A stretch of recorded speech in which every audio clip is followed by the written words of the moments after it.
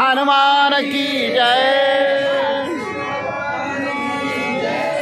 మరటపల్లి శ్రీ హనుమాన్ గుడిలో వెనకటికి 2024లో అనంతయ్య పంతులు వచ్చి ఇక్కడ నేర్పిపోయాడు. ఆ తర్వాత ముంబాపూరు శీను పంతులు వచ్చి నేర్పిపోయాడు. ఆ తర్వాత వీళ్ళకంతా కొద్దిగా ఎక్కువ తక్కువ ఉంటే దానికి సరిదిద్దడానికి ఇక మనం వచ్చి దానికి సరిదిద్దుతున్నాము. చిన్న చిన్న పిల్లలు ఉన్నారు. ఇగో ఏ పని